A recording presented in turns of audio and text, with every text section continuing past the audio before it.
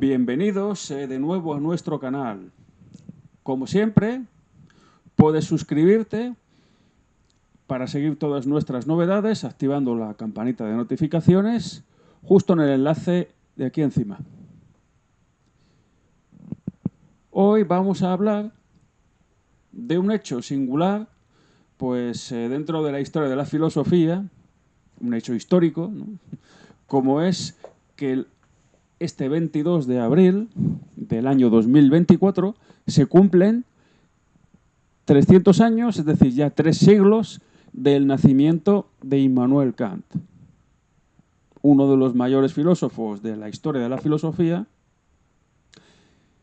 y desde luego pues uno de los más relevantes o más influyentes en la filosofía moderna o contemporánea si se quiere, ¿no? Puesto que para los alemanes pues Kant inaugura lo que ellos llaman la modernidad, que es el New Zeit, el tiempo nuevo. Bueno, y en cualquier caso, pues Kant pues, es el protagonista de nuestro vídeo de hoy. Estos últimos días hemos grabado por petición del público, que nosotros pues hemos amoldado a nuestras necesidades, 3 vídeos acerca de Aristóteles, considerado el filósofo por antonomasia, y hoy pues vamos a hablar de Kant, que fue pues el otro jalón o el otro punto culminante de la historia de la filosofía, que supone la crítica a Aristóteles y a su sistema. Como decimos, Kant pues nace un 22 de abril de 1724, fallece en el año 1804, es decir, hace ya 224 años. Kant vive 80 años y esos 80 años Kant reside pues exclusivamente, siempre, sin apenas cambio alguno, en la ciudad de Königsberg. En la época de Kant, pues Königsberg era parte de la Prusia Oriental, por aquello pues, de los movimientos fronterizos típicos que se producen en Europa, sobre todo en la Europa Oriental, pues Kant durante un tiempo pues, fue ciudadano súbdito de Rusia, de la Rusia de los zares. Y en la actualidad, pues Königsberg es una ciudad rusa llamada Kaliningrado. De hecho, pues es sumamente relevante que muchas personas, cuando celebran, por ejemplo, un enlace matrimonial en el país eslavo, pues van de viaje de novios a Kaliningrado a hacerse una foto ante la estatua de Kant. Lo cual, pues, es realmente significativo de la fama que tiene Kant. Pues el filósofo Kant en algunos países, desde luego en Alemania, Kant pues tiene la mayor relevancia y la mayor influencia, como vamos a ver al final del vídeo. Y bueno, pues eso es una curiosidad, desde luego, a destacar. A propósito de la ciudad de Königsberg, hoy Kaliningrado, hay que decir pues que Kant nunca la abandonó, como señalamos, salvo en algunos momentos muy puntuales. De hecho, Kant pues tuvo una biografía bastante plana en ese aspecto, siempre seguía las mismas rutinas, era el hijo pues de una familia muy modesta, en la que el padre pues se dedicaba pues a preparar barriles de cerveza, y gracias pues al patrocinio de un clérigo pues logró cursar estudios, llegar a la universidad, ser Privatdozent, que es una modalidad de profesor universitario de la época, en la que pues el profesor cobraba de los alumnos, no de la institución. Es decir, sería como una especie pues de, bueno, como dice la palabra, bueno, docente privado si se quiere, o docente, pues un poco a beneficio del público que tenga, ¿no? Pues no es como un profesor, digamos, de cátedra, que cobra por la cátedra de la institución que la mantiene, sino que es un profesor que tiene pues que obtiene su salario pues de los alumnos que tenga, ¿no? Sean más o sean menos. Si no tiene ninguno, pues en este caso no cobraría nada. Entonces Kant se instala en la universidad de su ciudad, mantiene pues durante sus primeros años de docencia pues un interés similar al de otros profesores de la Prusia de su tiempo, centrado sobre todo pues en explicar pues lo que es digamos, la metafísica canónica vigente en Prusia, que es la metafísica de Christian Wolff, un escolástico influido pues a su vez por Leibniz y por todo el racionalismo moderno, en el que, bueno, Wolff, o Wolf, ¿no? Pues según la pronunciación alemana, aunque la española pues podría ser Wolf perfectamente, pues instaura una ontología que llama especial, donde pues se distinguen las tres ideas de la metafísica, que son pues las tres sustancias que configuran la realidad: el alma, o la sustancia pensante; el mundo, o la sustancia extensa; y Dios, o la sustancia infinita. Entonces Kant se mantiene durante bastantes años de su docencia pues dedicándose a enseñar estas doctrinas de la metafísica de entonces, muy influido desde luego por esta escolástica alemana, hasta que pues conoce la crítica empirista a la sustancia de David Hume. Hume pues es la culminación del empirismo inglés, una doctrina que pretende que todo el conocimiento proviene de los sentidos, no hay conocimiento innato. Locke, que es el primer autor empirista en el siglo XVII, afirma que existen las sustancias que dice el racionalismo, pero que nosotros de ellas no tenemos más noción que las ideas que se forman en nuestra mente, en nuestra conciencia. Ideas que provienen de la experiencia.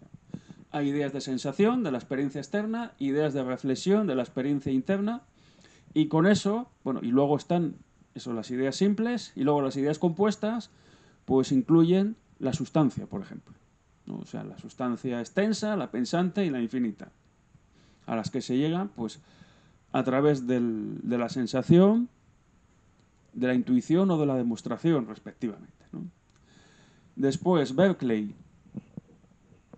con el que le asimilarán a Kant, sobre todo tras la primera edición de su obra cumbre, como es la Crítica de la razón pura, pues Berkeley niega la sustancia material y mantiene un sistema empirista, pero que se parece mucho al de Descartes también, puesto que afirma Berkeley que para la conciencia solo existen las cosas en tanto que son percibidas. Ser es ser percibido.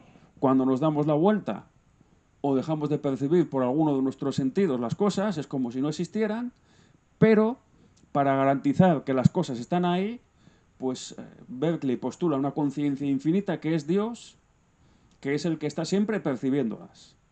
Del mismo modo pues que el genio maligno, que luego se convierte en el Dios del argumento ontológico de San Anselmo, acaba siendo la garantía del conocimiento para Descartes.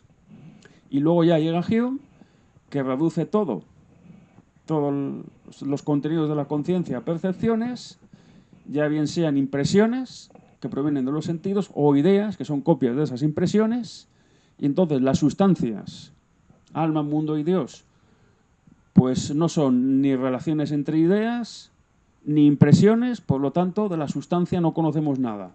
Incluso Hume llega a negar pues que exista un yo, ya no una sustancia pensante,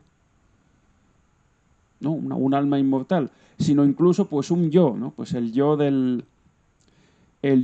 cartesiano, el yo que percibe las cosas, ¿no? Pues para Hume la mente es como un teatro en el que se sucede una serie de impresiones, pero la sucesión de impresiones no dice que hay algo que las esté percibiendo, lo cual es paradójico, pero es lo que dice Hume. Pues bien, dice Kant que la lectura de Hume le despertó de su sueño dogmático, ¿no? Pues lo cual es una cosa que ya caracteriza pues el punto de partida de Kant cuando publica en el año 1783 su Crítica de la razón pura. A saber, Kant parte de una problemática o, digamos, de una disputa interminable, que es la disputa entre los racionalistas, a los que Kant denomina dogmáticos, puesto que afirman que existen ideas innatas, que son las que configuran la realidad, y la posición de los empiristas o escépticos, también los llama, puesto que no pueden demostrar que exista una realidad más que es independiente de nuestra experiencia, y dice que al final, pues, empiristas y racionalistas están sometidos a una eterna disputa, son dos ejércitos en una disputa que no tiene fin, y él pretende poner fin a esa disputa o al menos encontrar un camino intermedio.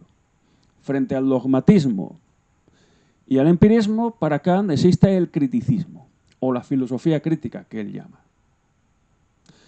Y Kant, pues, va a empezar precisamente en la crítica de la razón pura apelando a esta distinción entre dogmáticos y escépticos, poniéndose él en medio hablando de una filosofía crítica. Entonces, la crítica de la razón pura, pues, se va a basar en una de las tres preguntas que formula al final de la obra, que es ¿qué puedo conocer? Es decir, la crítica lo que busca es establecer las bases y los límites del conocimiento.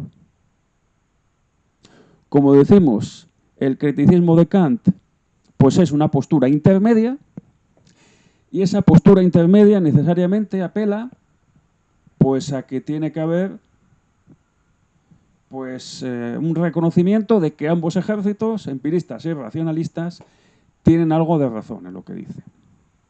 Así, por ejemplo, los empiristas, pues, tienen razón al decir que el conocimiento parte de la experiencia,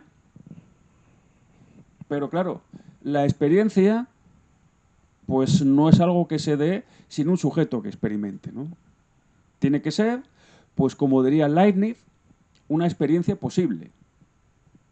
Recordemos que Leibniz, pues, es un racionalista que establece una distinción que Kant tomará entre verdades de razón, que son aquellas en las que el sujeto está incluido en el predicado, es decir, son verdades que no necesitan de la experiencia, y verdades de hecho, que son cuestiones contingentes.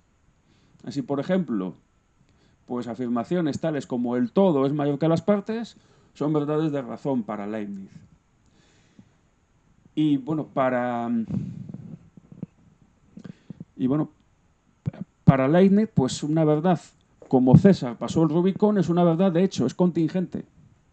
Aunque claro, esto desde el punto de vista, pues, del sujeto individual. Para un sujeto absoluto, pues, como sería Dios, pues todas las verdades son de razón. Dios todo lo ve como si fuera algo necesario. Y precisamente esta posición, pues, del Dios de Leibniz, pues, es la que va a adoptar Kant, ni más ni menos. Puesto que Kant dice que la experiencia tiene que ser una experiencia posible y tiene que ser la experiencia de un sujeto que denomina sujeto trascendental. Un sujeto que tiene o que experimenta, pues, todo lo que recibe del exterior dentro de los límites del espacio y del tiempo, que son para Kant intuiciones a priori.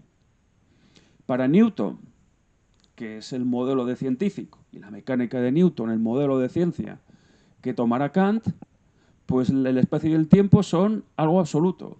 Para Locke, espacio y tiempo, pues, son simplemente algo empírico.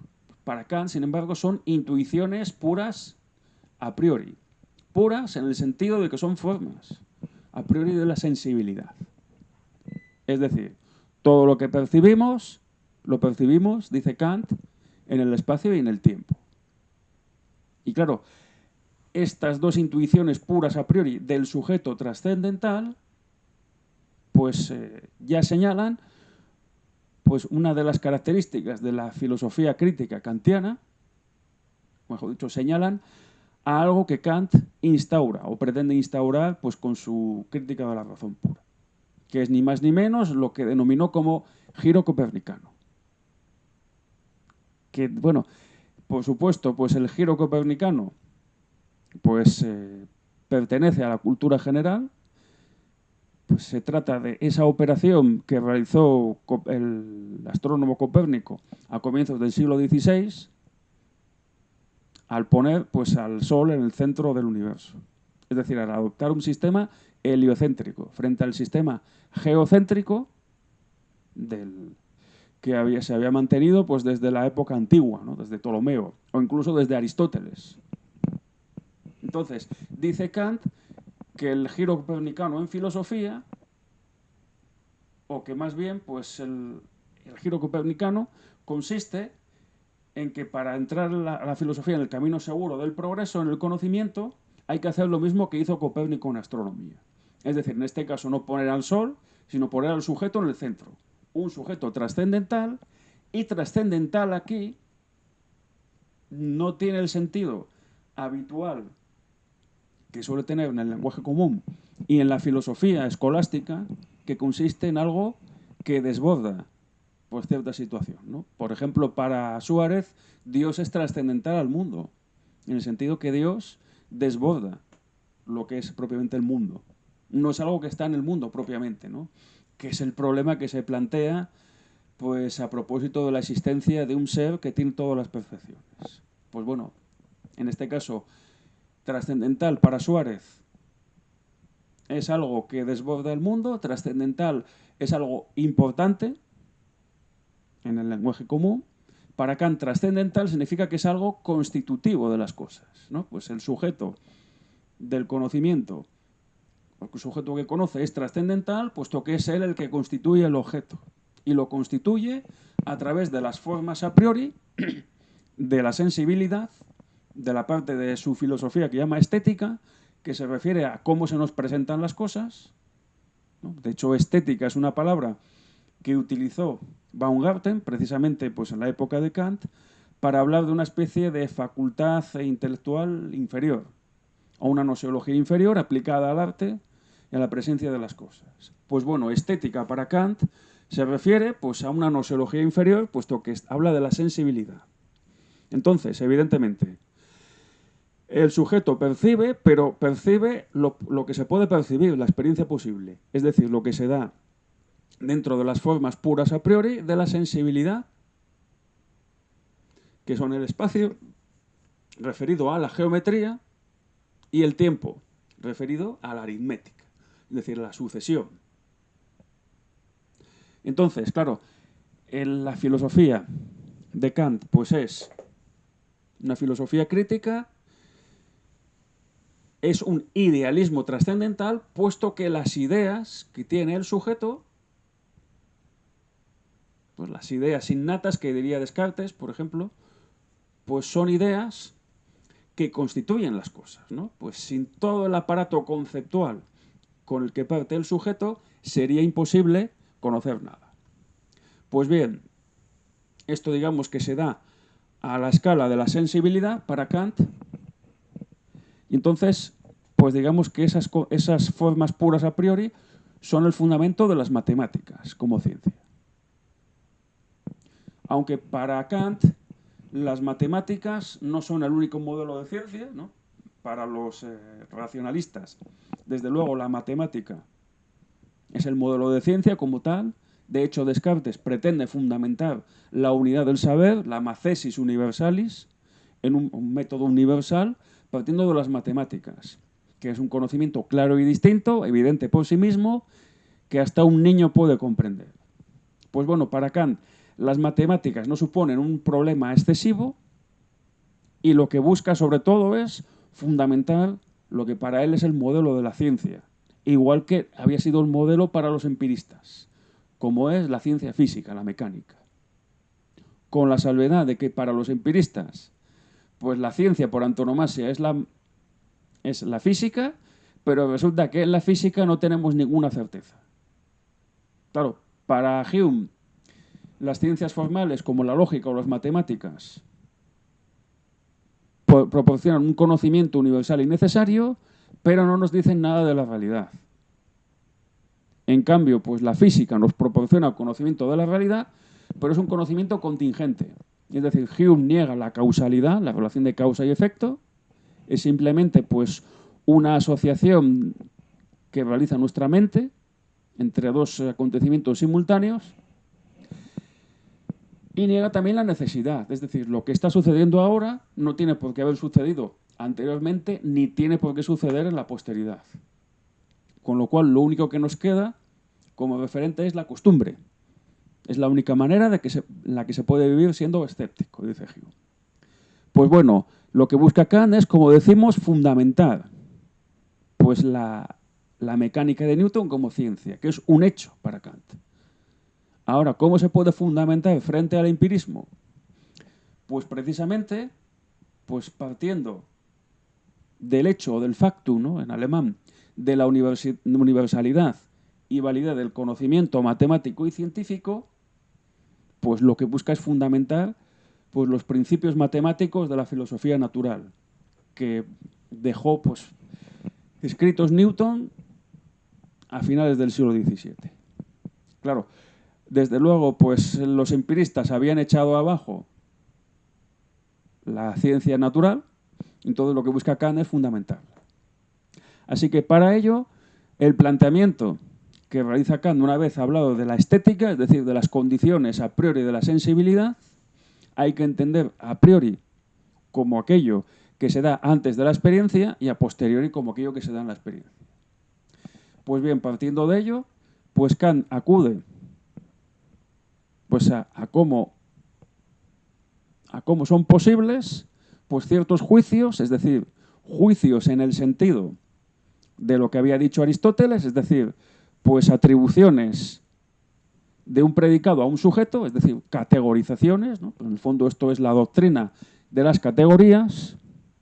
Pues ¿cómo es posible que se formen los juicios que denomina Kant sintéticos a priori? Hay que decir que Kant parte de la distinción que hace Leibniz entre verdades de razón y verdades de hecho, denominando a las primeras como juicios analíticos, es decir, juicios donde la verdad del sujeto está incluida en el predicado. Por ejemplo, todos los cuerpos son extensos, es un juicio analítico y es a priori, puesto que no necesitamos acudir a la experiencia para saber que todos los cuerpos son extensos, puesto que la extensión es la definición de cuerpo. Frente a este tipo de juicios están los juicios que corresponden con las verdades de hecho de Leibniz o de los empiristas, que son los juicios que denomina Kant sintéticos, que son a posteriori. Por ejemplo, la pared es blanca, pues es un juicio sintético, puesto que el hecho de que la pared sea blanca no incluye la necesidad de que lo sea siempre. Hay paredes que pueden ser pintadas de otros colores. Entonces, Kant dice que los juicios analíticos no nos proporcionan información de la experiencia. Y los juicios sintéticos sí, pero no nos proporcionan una validez universal. Entonces, para Kant queda un tipo intermedio de juicios, que son los denominados juicios sintéticos a priori, que están en el fundamento de la mecánica. Por ejemplo, un juicio que corresponde con una de las leyes de Newton, que dice que todos los cuerpos son pesados. Pues claro, el hecho de que los cuerpos sean pesados no es un enunciado de experiencia propiamente, ni tampoco es una verdad a priori. De hecho, pues hasta Newton no se podía afirmar de manera fehaciente que todos los cuerpos fueran pesados. La física aristotélica, de la que hablamos recientemente, pues dice que hay unos cuerpos que son graves, que caen hacia el centro de la Tierra, pero otros que son leves, que se mantienen pues en otras latitudes, por así decir, ¿no? Sin embargo, pues Newton establece que todos los cuerpos pues están influidos por la ley de la gravedad, e incluso por la ley de gravitación universal, que es la que explica pues que los cuerpos están pues, están atraídos y moviéndose en las trayectorias, en las órbitas elípticas, y que explica también pues cómo es posible que haya 9 planetas, ¿no?, u 8, dependiendo de las circunstancias, o que no pueda haber planetas mayores que Júpiter, ¿no? Pues eso tiene que ver con las leyes de la gravitación universal. Y estas leyes pues son leyes que no son meras cuestiones de hecho y tampoco son leyes a priori, son una combinación. Y claro, esta combinación en el fondo solo se puede hacer adoptando el punto de vista del Dios de Leibniz, es decir, el sujeto trascendental kantiano, pues es aquel sujeto que es capaz de ver todos los juicios como si fueran juicios de razón, ¿no? O como todas las verdades como verdades de razón. Entonces, pues es posible fundamentar la mecánica de Newton con enunciados tales como los juicios sintéticos a priori, que son pues las condiciones de posibilidad de la experiencia, en el fondo, en la mecánica.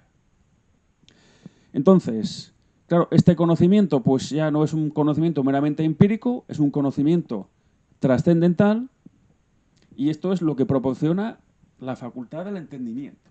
Es decir, el entendimiento pues maneja desde luego conceptos empíricos, como pueden ser los conceptos de una mesa, de una silla, de una piedra, pero luego hay conceptos puros del entendimiento, como pueden ser los conceptos de causalidad o de sustancia. Ya Hume había dicho que todo lo que tiene que ver con la sustancia y la causalidad es producto de leyes de asociación de ideas, ¿no? Pues que realizan nuestra mente, y Kant lo que va a decir es que efectivamente pues, lo que percibimos como causalidad o como sustancia no son cosas que están ahí, sino que es algo puesto por nuestro entendimiento para conocer las cosas. Lo cual, pues, desde luego es más que discutible, pero bueno, es lo que dice Kant y luego vamos a ver las consecuencias de todo ello. Pues bueno, estábamos hablando de la sensibilidad, ahora hablamos del entendimiento, y entonces lo que hace el entendimiento es componer juicios a través de esos conceptos puros. Y esos conceptos puros, una vez sometidos a juicios, son los que conforman las categorías. Es decir, pues lo que Aristóteles había dicho que eran las formas en las que se podía dar el ser. Es decir, para Aristóteles el ser es uno, pero se dice de múltiples maneras.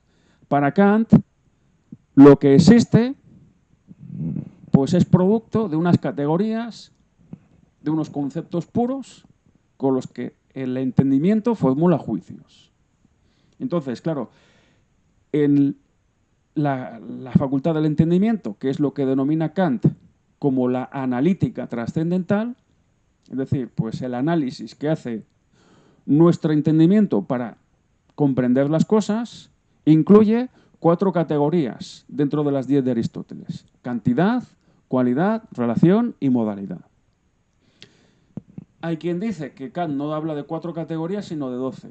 Realmente lo que hace Kant es introducir dentro de cada categoría, calcada de esas 4 categorías aristotélicas, segregando las otras 6, pues dentro de cada una de esas 4 categorías que salva Kant de Aristóteles, introduce 3 posibles esquemas categoriales o 3 formas de categorizar dentro de cada una.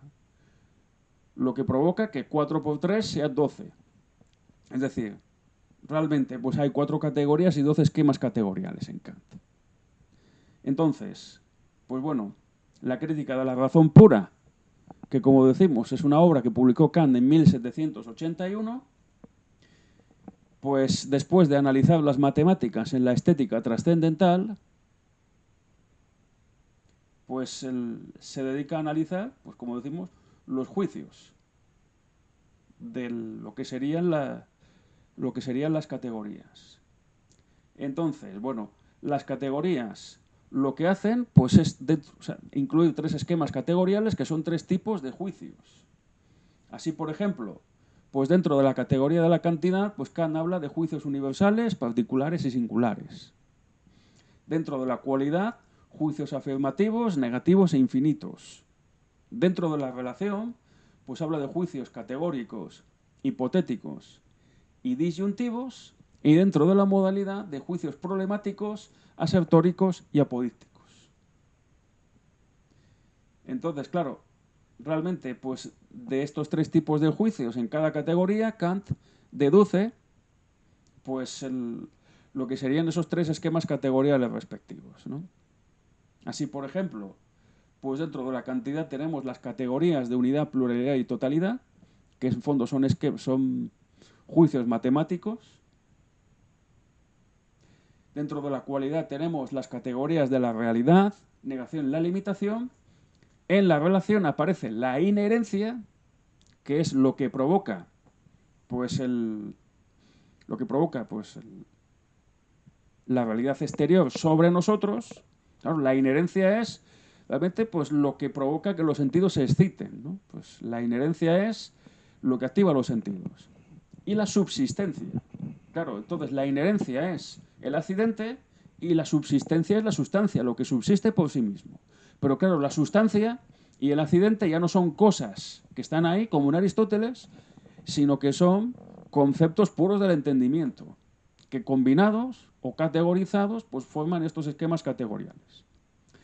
Tenemos inherencia y subsistencia, es decir, accidente y sustancia, causalidad y dependencia, es causa y efecto, y comunidad recíproca o acción recíproca. Claro, la acción recíproca es el principio de acción y reacción, que es una de las 3 leyes fundamentales de Newton, de la mecánica newtoniana, ¿no? Pues claro, a cada acción sucede una reacción, ¿no? Pues cada fuerza que aplicamos sobre un objeto, este objeto nos la devuelve con el mismo módulo y sentido contrario. Claro, eso es una de las leyes de Newton. Pero claro, esas leyes de Newton son esquemas categoriales que nuestro entendimiento proyecta sobre las cosas. Y luego está la modalidad, que se refiere pues, a la posibilidad. Y tenemos posibilidad e imposibilidad, existencia y no existencia, que dice que es el ser ahí o Dasein, pues tan influyente en la posteridad, y la necesidad y contingencia. Evidentemente, pues no está muy claro de dónde saca Kant estas categorías. Schopenhauer, varias décadas después, dirá que esas categorías representan la cuádruple raíz del principio de razón suficiente de Leibniz. Leibniz dice que cada cosa que existe tiene en sí misma el principio o tiene razón suficiente para existir, ¿no? Pues es el problema de la distinción entre esencia y existencia, la distinción escolástica. Claro, pues distinguir o separar esencia y existencia en las cosas es una distinción de razón. Cada cosa que existe ya tiene su esencia, por así decirlo. Menos Dios, que como es posible existe, puesto que tiene en sí mismo todas las perfecciones. Pues bueno, Schopenhauer dice que eso viene de Leibniz, que es la cuádruple raíz de la razón suficiente. Hegel tampoco tiene claro por qué hay esas 4 categorías en Kant. Dice que al fin y al cabo pues el kantismo es un orden categorial que no justifica su despliegue y es una incógnita, ¿no? Pues desde luego los escolásticos que hablaron de Kant posteriormente pues veían ahí pues una especie de veían como una suerte de eclecticismo, ¿no? Pues de que había intentado Kant ser demasiado original, pero se había ceñido en el fondo al esquema aristotélico. Entonces, bueno, pues los conceptos son enlazados en la forma de juicios, en las categorías. Todo esto se aplica pues a la ciencia, pero claro, sabemos que en las matemáticas y en la mecánica de Newton hay juicios sintéticos a priori, pero el objetivo último de Kant no es este. O sea, ese es el primer objetivo, ¿no? Demostrar que la ciencia es un factum, es un hecho. El objetivo último de Kant es ver si también puede haber juicios sintéticos a priori en la metafísica. Es decir, si la metafísica puede ser una ciencia. Y entonces, esto ya corresponde con la parte de su crítica de la razón pura que Kant denomina dialéctica trascendental. Más dialéctica, pues claro, en el sentido que Aristóteles le atribuía a la dialéctica, es decir, pues es un método demostrativo que pues pretende ser, o sea, es un método de demostración que al final se convierte en un juego de apariencias. Es decir, la dialéctica, al contrario de lo que decía Platón, no nos permite avanzar en el conocimiento. Al final la dialéctica consiste pues, en una disputa sin fin. Y eso es la metafísica para Kant. Una disputa interminable y sin fin. La dialéctica trascendental habla de la facultad humana de la razón y la razón procede por silogismos, ¿no? Pues como había hecho Aristóteles cuando hablaba del silogismo, es decir, pues de un esquema argumentativo que busca dar conocimiento universal y necesario. Entonces, tiene dos premisas, una conclusión. La conclusión se sigue necesariamente de las premisas. Y para Kant, pues los silogismos, precisamente, son los que permiten a la razón deducir las tres ideas fundamentales de la metafísica. La idea de alma, de los silogismos categóricos, ¿no? Pues, la idea de mundo de los silogismos hipotéticos y la idea de Dios de los silogismos disyuntivos, que son precisamente los tres tipos de juicios que aparecen en la categoría de la relación. Claro, la relación para Kant, pues en el fondo, pues se convierte, claro, al desaparecer la sustancia, se convierte pues en una proyección que hace el sujeto. Entonces, claro, al final Kant se mantiene pues dentro del esquema pues tan pobres o mísero del empirismo, ¿no? De que al final no podemos determinar la realidad. De hecho, pues cuando Kant aborda la razón pura, ¿no? Pues la razón que deduce esas tres ideas de alma, mundo y Dios al margen de toda experiencia, pues dice que claro, que la razón está intentando desbordar el campo del fenómeno. El fenómeno es lo percibido dentro de la experiencia posible y lo que pretende es remontarse al noúmeno. Y noúmeno es una expresión de Kant que viene del griego nous, y nous es una intuición. Claro, la intuición es algo a priori, desde luego los a priori de la sensibilidad, espacio y tiempo son intuiciones puras, que no están antes de la experiencia, y entonces pues el noúmeno pues son intuiciones de la razón, pero ya